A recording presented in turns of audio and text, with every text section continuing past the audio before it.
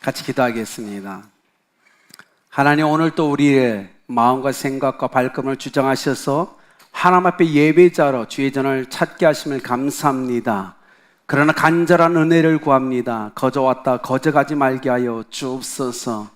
말씀을 듣고 가슴에 새기며 결단과 헌신을 통해 하나님을 영화롭게 하는 삶의 풍성한 열매가 있는 삶을 살아갈 수 있도록 역사하여 주옵소서. 아픈 성도가 있습니까? 말씀이 선포될 때 믿음이 일어나 연약한 질병이 치유되는 역사가 임하게 하여 주옵소서. 말씀이 선포되는 동안 성령의 강력한 임재와 운행하심이 우리 힘들고 어려운 성도들을 위로하며 격려하며 치유하며 회복시켜 주시길 간절히 소망하나이다. 하나님, 이곳에 임재하여 주심을 믿사오니 한 사람 한 사람을 이 시간 주의 거룩한 임재 가운데 만나 주옵소서. 하나님, 이곳에서 온라인상에서 삶의 자리에 있는 주의 백성들을 주의 손에 이탁하오니 어느 곳에 있든 영이여 생명의 말씀 붙잡고 주님과 동행하는 저들 되게 하여 주옵소서. 모든 걸 위해 뛰어나신 하나님께 의탁합니다. 아동초 중고등부 수련회 잘 진행하며 마치게 하신 하나님을 찬양합니다. 저들이 정말 믿음으로 이 세대의 다른 어린이들과 청소년과 청년과는 다른 세대로 살아갈 수 있도록 믿음과 은혜를 다하여 주옵소서. 역사하신 하나님께 감사하며 예수님의 이름으로 기도드렸습니다. 우리 좌위에 계신 분하고 서로 인사할까요? 하나님은 당신을 사랑하시며 당신과 함께 하십니다. 믿으십니까? 하나님은 옆에 계신 분, 여러분 자신을 정말 사랑하시며 함께 하신다는 사실을 매일 경험했으면 좋겠습니다. 제가 보니까 이번에요, 여름 성경학과 수련회를 보면서 여러분 진짜 이따 점심 때 올라가셔서 식사하실 때 우리 애찬 섬기는 분들한테 수고하셨다고 좀 한마디 해주셔야 돼요. 일주일 내내 밥 오느라고요, 우리 다음 세대 먹이고 오늘 또 주일까지 먹이라고 너무 고생하셨어요. 정말 그렇게 여러분의 헌신을 통해서 주의 몸된 교회는 세워가는 것 같습니다. 세워져 가는 것 같습니다. 꼭 올라가셔서 해주실 거죠? 네. 고맙다고 꼭 한마디 부탁드립니다. 오늘 사도행전 17장 30절에서 34절 말씀 갖고 나누기를 원합니다.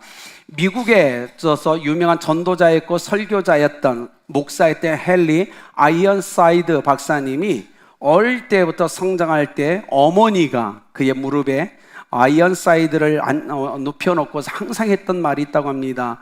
예수 그리스도를 구주로 믿고 사는 삶이 정말 중요하다. 이걸 잊지 마라. 어릴 때부터 끊임없이 그 얘기를 해줬다고 해요. 그럴 때마다 아이언사이드, 이 어린아이가 엄마한테 이렇게 얘기했다고 합니다. 엄마, 나도 그렇게 믿고 싶어요. 그런데 아이들이 내가 그렇게 믿는 걸 보면 자꾸요 비웃어요. 또 나를 비웃을 거예요. 그러니까 뭐냐면 그렇잖아요. 우리 아이들 학교 가서 점심 먹을 때 기도한다고 아이들이 손가락질하고요, 비웃고요, 이런 일들이 있잖아요. 그래서 헨리 아이언사이드도 그 고민이 있었어요. 어머니의 말씀이 맞지만 내가 그걸 삶에 실천할 때 사람들이 나를 비웃을 거라는 것 때문에 그가 어린 마음에 걱정이 있었습니다. 그런데 그 엄마가 이렇게 얘기합니다. 헨리야, 잘 기억해두렴. 그들이 지금은 너를 비웃겠지만 그들이 지옥 갈 때는 비웃지 못할 거야. 그걸 엄마가 얘기해 줬어요. 지금은 그들이 천국과 지옥이 있는 걸 모르고 하나님의 심판을 모르기 때문에 너를 비웃겠지만 그날이 와서 그들이 지옥 갈 때 그들이 얼굴에 웃음이 없을 거야. 너를 비웃지 못할 거야. 그래요. 그가 그래서 그 엄마의 말씀을 가슴에 새기며 평생의 거룩한 전도자로, 설교자로, 목회자로 인생을 헌신하며 하나님 앞에 살아갔습니다. 여러분, 하나님의 임재 연습이란 책을 쓴 로렌스 형제가 있어요. 워낙 고전이죠. 하나님의 임재 연습은 뭐냐면 참된 영성을 우리가 가지고 인생을 살기 위해서 어떻게 해야 되는가, 참된 영성이란 뭔가 하나님의 임재를 연습해야 된다라고 얘기했어요. 참된 영성을 소유하기 위해서 하나님의 임재를 연습하는 사람, 그 사람이 크리스찬이다라고 얘기했어요. 그러기 위해서 그 책의 첫 앞부분에 뭐라고 했냐면 이렇게 얘기합니다. 우리 마음에 자리 잡고 있는 모든 것을 온전히 다 비워내라. 왜냐하면 하나님은 온전히 우리 마음의 유일한 통치자가 되길 원하신다. 그분이 내 안에서 나를 온전히 통치하기 위해서 그분의 통치에 방해가 되는 모든 것을 다 비워내라. 이것이 뭐다? 참된 영성이다 라고 얘기했어요. 그리고 참된 영성을 소유하기 위해서는 끊임없이 내 안에 하나님 외에 하나님의 통치를 방해하는 모든 것을 끊임없이 비워내는 삶을 살아가라고 얘기했어요. 여러분 어떻습니까? 여러분 그런 삶을 살고 계신가요? 하나님의 거룩한 통치와 임재 가운데 살았던 한 사람 바울, 오늘 또 바울이 등장하죠. 아덴 지역에서 하나님의 창조부터 시작해서 예수 그리스도로 말미암아 구약을 관통하며 그리스도의 죽으심과 부활을 끊임없이 선포하며 인생을 살아갔어요. 그러다 오늘 17장 마지막 30절부터 이렇게 시작합니다. 알지 못하던 시대에, 이 말을 쓴 이유가 있어요. 아덴에 알지 못하던 신을 섬기던 조각상을 발견했거든요. 그러니까 뭐냐면 내가 이 아테네에 와서 복음을 전하기 전까지 너희는 알지 못하는 신을 섬기던 것처럼 하나님을 알지 못하던 시간을 보내고 있었지. 그런데 지금 뭐예요? 복음이 선포됐어요. 이제는 알지 못하던 시대가 아니에요. 이제는 아는 세대를 살아가라고 얘기하는 겁니다. 우리가 예수 그리스도를 알기 전에 또 믿기 전에 우리는 기억해야 돼요. 우리는 아덴 사람과 동일한 삶을 살았다는 겁니다. 예수 그리스도를 믿자마자 우리 인생이 갈라집니다. 그리스도를 알지 못했던 시대와 이젠 알고 살아가는 시대로 갈라지죠. 그런데 이 표현을 쓸 수밖에 없었던 게 있어요. 여러분 로마서 1장에 보면 하나님이 창조하신 후에 바울이 이렇게 얘기합니다. 하나님이 그가 만드신 모든 만물의 영원하신 능력과 그의 신성을 하나님을 알 수 있도록 그 안에 허락하셨다. 그래서 핑계치 못할 거라고 얘기합니다. 자, 우리의 조상들을 보십시오. 복음이 이 땅에 오기 전까지 어쩌면 그들은요, 천하 만물을 보며 신이 존재했다라고 누군가는 믿었을 거예요. 우리 조상 중에, 그죠? 신은 믿었어요. 근데 그 신을 알아요, 몰라요? 몰라요. 신의 존재는 내가 믿지만 그 신이 어떤 신인지를 모르고 아덴 사람들을 살고 있었어요. 그래서 알지 못하던 시대예요. 그런데 어떡하죠? 그러면 하나님이 이렇게 얘기하는 거예요? 알지 못했기 때문에 너희는 죄가 없다라고 얘기하는 건가요? 아닙니다. 그게 주님은 그렇게 얘기하잖아요. 만물을 통해서 신의 존재는 누구나 다 알 수 있다는 거예요. 알 수 있지만 그 신의 이름을 알지 못해서 어떻게 한다? 간과하셨다라는 표현을 씁니다. 그렇잖아요. 신의 존재는 알지만 내가 믿지만 그 신이 어떤 존재인지를 몰라서 무지 가운데 인생을 살아가는 아테네 사람들을 향하여 하나님이 간과하셨다라고 합니다. 간과라는 뜻 우리 다 알죠. 슬쩍 눈 감아준다는 뜻이에요. 왜냐하면 만약에 그들이 정말 하나님을 알고도 예수님을 알고도 범죄하여 죄 가운데 살아간다면 하나님이 심판하셨을 거예요. 그런데 뭐래요? 신의 존재는 알지만 그분이 하나님인지 예수님인지 몰라. 그래서 어느 정도 하나님이 어떻게 하셨다? 간과하셨다라는 겁니다. 이 은혜를 하나님이 허락하셨어요. 우상 숭배하는 걸 하나님이 몰랐느냐? 알고 있었어요. 그것이 죄가 아니냐? 아니, 죄였어요. 그럼에도 불구하고 하나님을 잘 몰랐고 예수님을 몰랐기 때문에 간과하셨다라는 겁니다. 알지 못하던 시대, 그리고 이제는 알게 된 시대. 여러분, 간과하셨다, 눈을 감아주셨다, 그리고 허물지 아니하셨다. 여러분, 그러나 이젠 아덴 사람들은 복음을 들었어요. 여기 있는 여러분은 복음은 들었어요. 이제 하나님이 간과하실까요? 아닙니다. 하나님의 간과는 끝났습니다. 여러분은 이미 복음을 정확히 알고 예수님에 대해서 알고 하나님에 대해서 알고 있는데 여기서 믿느냐 믿지 않느냐에 따라서 갈라진다는 겁니다. 복음이 들어가면 그래서 새로운 시대가 도래합니다. 아는 시대가 돌아오죠. 그래서 바울이 이전 우상을 버리고 예수 그리스도를 믿고 하나님께 돌이키라라고 얘기하는 거예요. 자, 여러분 보십시오. 한국 사람 중에 교회를 모르는 사람이 있을까요? 한국 사람 중에 예수님에 대해서 안 들어본 사람이 있을까요? 하나님에 대해서 안 들어본 사람이 있을까요? 그렇다면 하나님은 그들을 간과하지 않습니다. 다 알고 때문에, 알고서도 안 믿기 때문에 이젠 하나님의 정확한 심판이 기다린다는 거예요. 여기에 자비는 없죠. 여러분, 이 한국 땅에 가득한 우상들을 보십시오. 얼마나 강력합니까? 이런 이야기가 있죠. 네, 우리 교회 성도는 아닐 거예요. 여자 한 여자분이 로또를 판매하는 로또 그 편의점에 가서 로또를 샀어요. 그리고 주말까지 기다렸다가 그 다음 주에 회사 출근해서 보니까 세상에 당첨됐어요. 20억. 너무 기뻤어요. 그래서 차를 몰고 불이렇게 집으로 옵니다. 집에 왔더니 남편이 있어요. 남편에게 합니다. 여보, 로또 20억 당첨됐어요. 빨리 짐 싸요.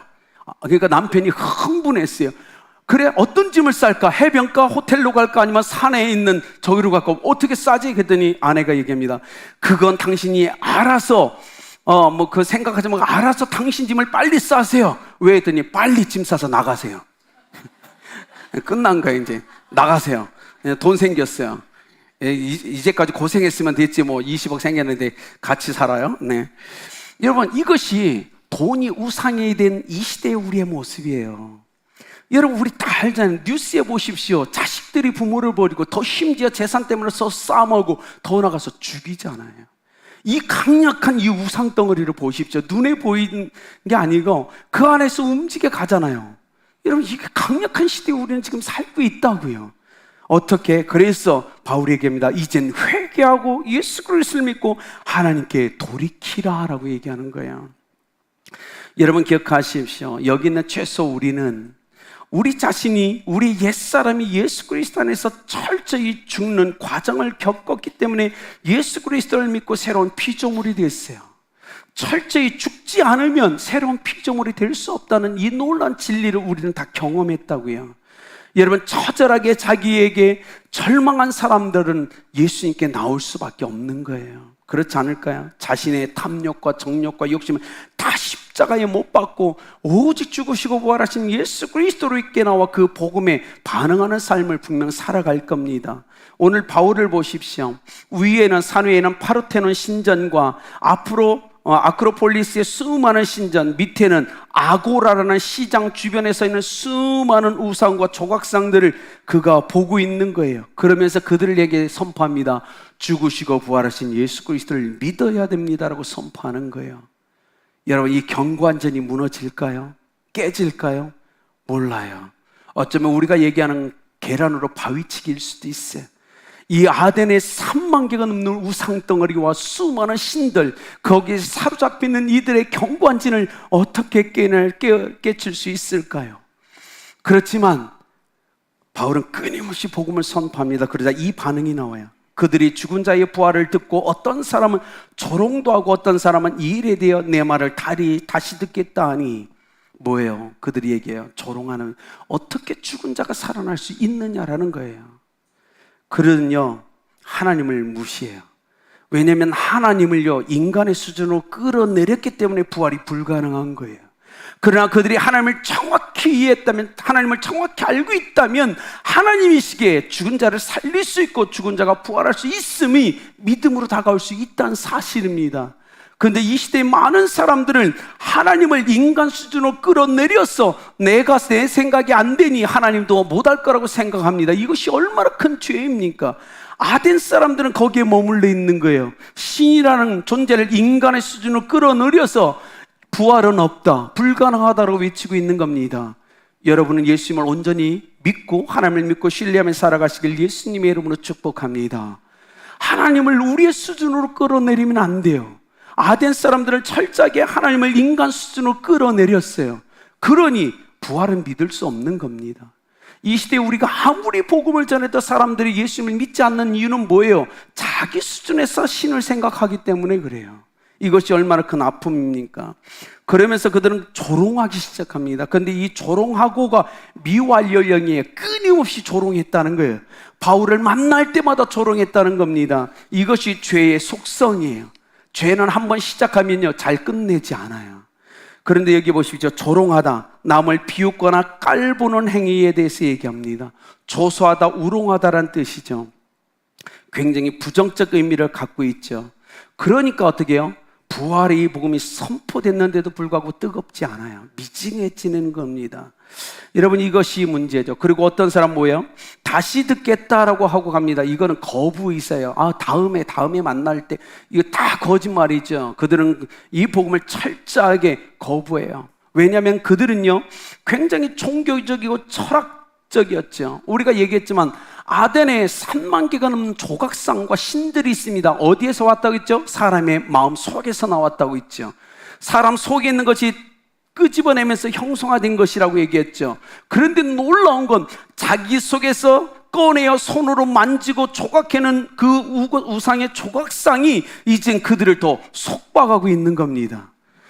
그들 속에 만드는 조각상에 이제 붙잡혀 인생을 살아가는 사람이 아덴 사람들이었어요. 얼마나 비참합니까? 자기 속에 욕심 때문에 만드는 우상덩어리가 이제 자기를 다스리는 삶을 살아가요. 이것이 아덴 사람이었어요. 그런데 뭐죠? 이 시대에도 그렇다는 겁니다. 이 시대 많은 사람들이요, 우리가요 만들어 놓은 어떤 조각물 때문에 우리가 거기에 잡혀 살아가요. 아니라고 눈빛이 다 목사님 저는 아닙니다 하지만 정말 아니십니까? 생각해 보십시오. 예를 들면 상처받을 것 같아서 우리가 생각해서 누군가는 시계, 누군가는 카메라, 누군가는 가방, 우리 스스로 필요해서 만들어서 사용하면 되는 거기에 마음을 빼앗겨서요 안절부절 못하는 거예요. 안 그렇습니까? 이게 얼마나 많습니까? 필요에 의해서 만들었는데 그 필요에 대한 의미를 상실하고 이젠 그것을 숭배하면서 지켜내려고 몸부림치는 우리의 모습이 얼마나 하나님 앞에 우습습니까?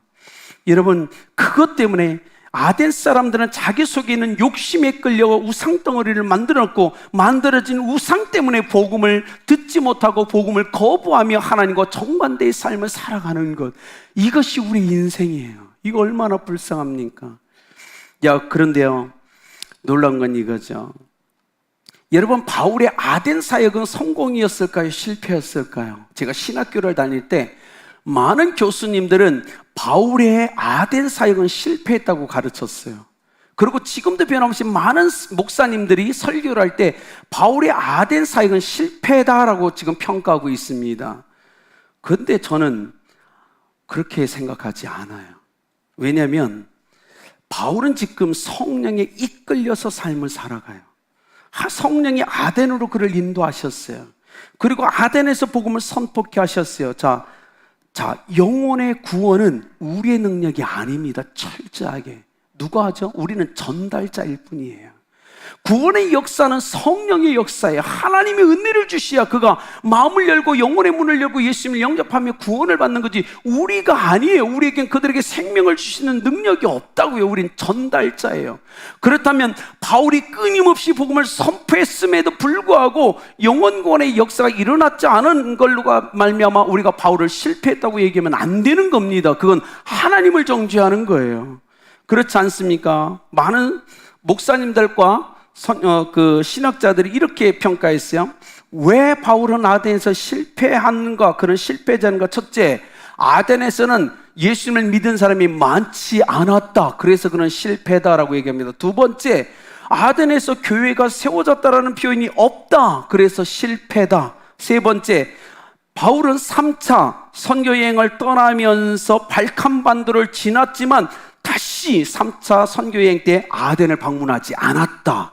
네 번째, 바울은 수많은 서신을 씀에도 불구하고 아덴 교회를 향해서 서신을 쓰지 않았다. 마지막으로 그는 철학적 논쟁을 했기 때문에 실패했다고 얘기해요. 이게 실패 기준이 됩니까? 여러분, 34절 보십시오. 몇 사람이 그를 가까이하여 믿으니 그 중에 아레오바고 관리의 디오누시오와 다말이라 하는 여자와 또 다른 사람들도 있었더라. 여러분, 가까이하여 믿으니 분명 믿음의 역사는 나타났어요. 여기 보세요. 디오누시오, 다말이, 그리고 몇 사람들이 예수님을 영접했다고요. 그들은 죽으시고 부활하신 예수 그리스도의 그 복음을 듣고 반응한 겁니다. 자, 이 공동체가 교회 아닌가요? 교회가 꼭 세워졌다는 표현을 써야 교회예요? 아니잖아요. 예수 믿었어요. 그들의 공동체가 생겼어요. 그게 교회지 건물이 아니잖아요. 인정을 해야죠. 이게 교회라는 사실을. 자, 저희가 선교사 훈련을 받을 때 영적 원리를 선교사에게 가르칩니다. 이렇게 얘기합니다. 자, 선교지에 가면 하나님이 선교 역사 속에 선교사들을 네 부류로 사용하신다라고 선포해요. 가르쳐줘요. 첫 번째, 개간하는 사람입니다. 중국 땅에 갔더니 중국 땅 사람들의 마음이 딱딱하고 굳어진 땅이에요. 씨앗을 백날 뿌려도 안 되는 겁니다. 그래서 어떻게 해요? 선교사가 가서 끊임없이 눈물 뿌리고 끊임없이 땀을 흘리면서 하나님께 나가는 거예요. 그 땅과 그 민족의 영혼들을 주 앞에 올리며 영적으로 개간하는 거지. 그렇게 10년을 살고 20년이 살았는데 열매가 없어요. 실패입니까? 아니죠. 하나님이 그에게 허락하신 사명은 그 땅을 기경하는 사명이라면 그가 평생의 선교 사역을 해서 열매가 없다 할지라도 하나님이 맡긴 사명을 완수했으니 성공자인 거예요. 아닙니까? 그런데 교회는 열매가 없다고 실패라고 합니다. 이슬람 사역에 열매가 없다고 이슬람 사역의 선교사를 전부 실패라고 합니다. 안 됩니다. 하나님을 정죄하지 마세요. 어쩌면 그 선교사는 개간하는 선교사로 그 땅에 가 있는 거예요. 평생에 누구보다 눈물을 많이 흘릴 겁니다. 누구보다 기도를 많이 할 겁니다. 그는 개간하는 사람이에요. 그런데 그 후에 두 번째 선교사가 들어왔어요. 땅이 어느 정도 갈려 있는데 수많은 돌멩이와 가시덤불과 잡초가 가득한 겁니다. 어떻게 해야 될까요? 걸러내야죠. 그래서 끊임없이 침례 요한과 같이 회개하라고, 그건 잘못된 거라고 끊임없이 얘기해 주면서 그들 속에 있는 잡초들을 뽑아내고 돌멩이를 걷어내는 사역을 하는 거예요. 그런데 열매가 없어요. 실패일까요? 아니죠. 하나님이 그에게 그 사명을 주시다면 그건 성공인 거예요. 세 번째 선교사가 갑니다. 근데 땅이 개간되어 있어요. 돌멩이도 없어요. 그래서 열심히 씨앗을 뿌렸는데 그 복음이 싹이 트는 것 같은 게 열매로 맺어지지 않아요. 실패입니까? 아닐 겁니다. 그런데 누군가는 그 땅을 갔는데 희한하죠. 언어도 제대로 못하는 상황에서 그 땅에 가서 갔는데요, 누가 와요? 한국 사람이세요? 네, 한국 사람. 한국에는 교회가 많다며요. 네, 교회 많아요. 혹시 크리스찬이세요? 네. 저 좀 교회로 데려가 주세요. 아니, 그 사람 한 게 뭐가 있어요? 개간했어요? 돌멩이 곤란했어요? 아무것도 안 했어요. 근데 갔는데 추수지역인 거예요. 자기가 뿌리지 않은 씨앗의 열매를 거두는 거예요. 가서 사람을 만나서 예수님이니까, 예수님 저 믿고 싶었어요. 아무도 전해주는 사람이 없었어요. 저에게 복음 좀 전해주세요. 아니, 그냥 거둬들이는 겁니다. 1990년대 중반에 제가 중국으로 갔을 때는 추수지역이었어요. 만나면 그냥 거둬지는 겁니다. 누군가가 뿌렸기 때문에 10명을 만나면 9명이 회개하고 예수님을 영접하는 겁니다. 그 전에 저보다 앞서간 선교사들이 그걸 했으니까 눈물 뿌려 피 뿌려 피까지 흘리면서 그 땅을 개간했고, 누군가가 그 인민들의 마음속에 있는 돌멩이와 가시덤불을 걷어내 주었고, 누군가는 복음을 전했어요. 그리고 저는 가서 그들을 거뒀을 뿐입니다. 여러분, 제 앞에 갔던 그 세 분들과 저의 영광은 똑같은 거예요. 하나님이 그렇게 명하셨으니. 그러니 교회는 선교사를 파송한 후에 너무 쉽게 열매가 없으니 실패했다고 판단하면 안 되는 겁니다.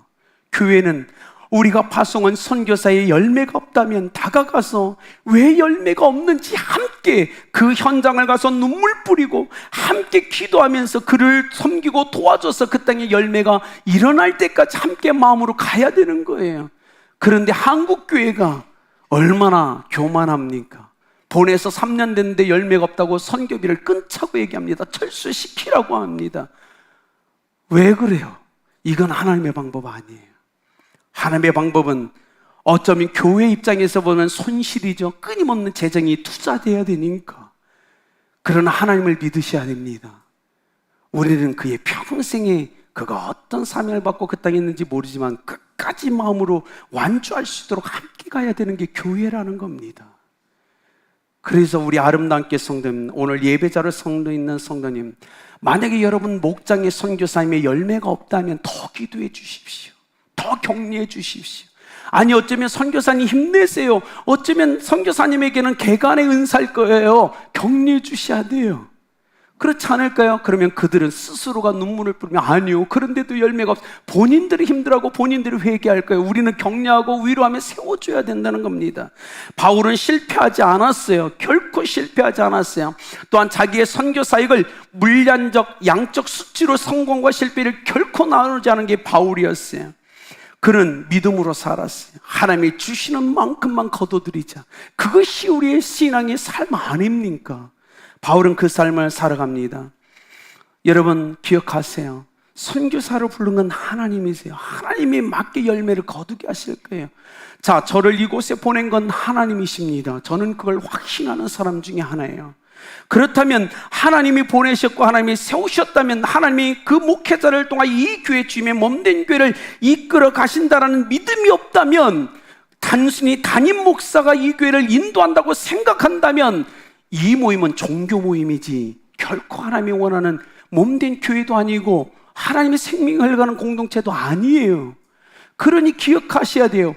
우리 보기에 연약한 목사님이지만, 부족한 목사님이지만 하나님이 저분을 통하여, 저분을 이곳에 인도하여 사명을 주고 이 교회를 움직인다, 하나님이 움직여 간다는 분명한 믿음을 갖고 있어야 된다는 거예요. 그래야 이 교회가 살아나는 겁니다. 여러분, 그건 굉장히 중요한 거예요. 자꾸 인간적인 방법과 저기를 저한테 요구하지 마세요. 이 교회는 죽습니다. 정말 죽을 거예요. 오직 예수 그리스도가 이 교회의 머리시고 이 교회를 몸된 교회를 삼으셨으니 주께서 인도해 가신다는 믿음을 가지셔야 돼요. 그러면 살아갈 겁니다. 여러분, 그것이 놀랍죠. 자, 바울이 아덴에 있어요. 아덴에서 끊임없이 복음을 선포했어요.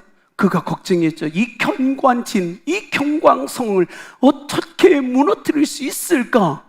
우리에게는 계란으로 바위 깨뜨리는 거 될까요? 그러나 바울은 하나님을 믿었어요.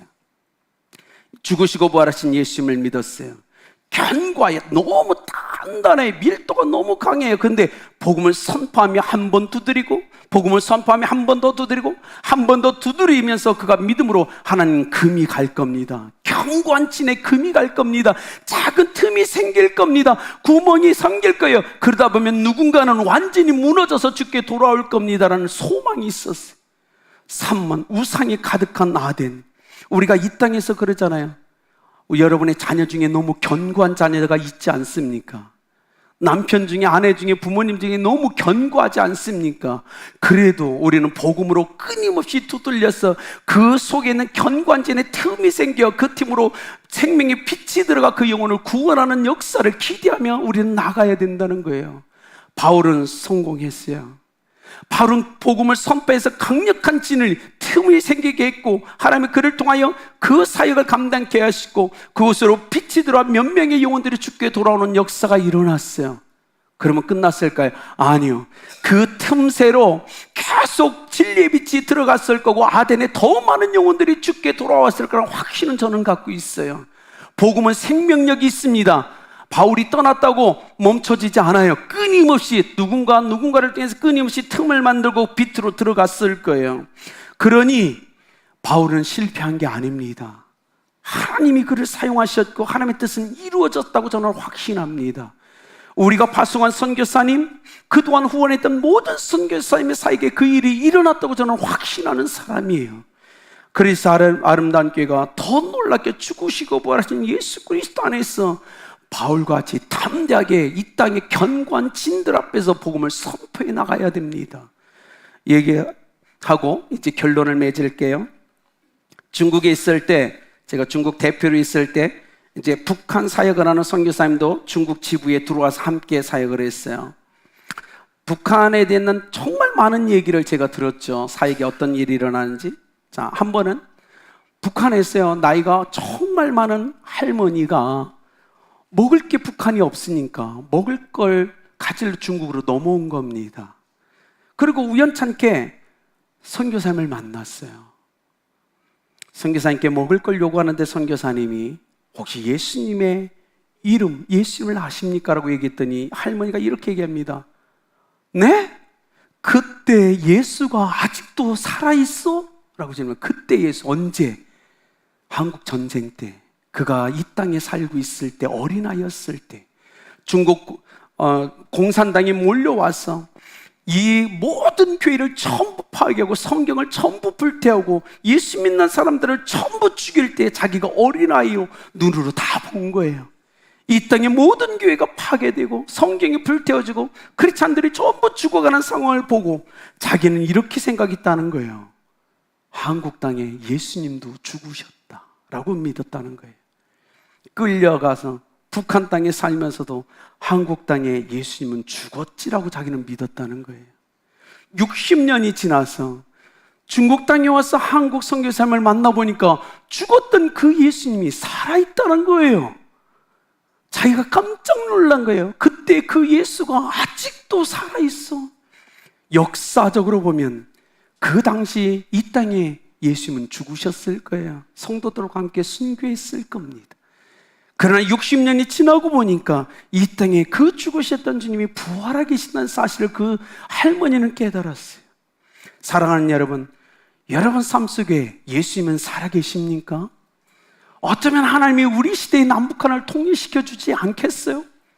그러면 북한 땅에 있는 수많은 사람들이 이 땅에 모여서 우리가 함께 살 때 이 땅에 나를 통해 예수 그리스도가 죽으신 것이 아니고 살아났다는 걸 우리를 통해서 발견해야죠.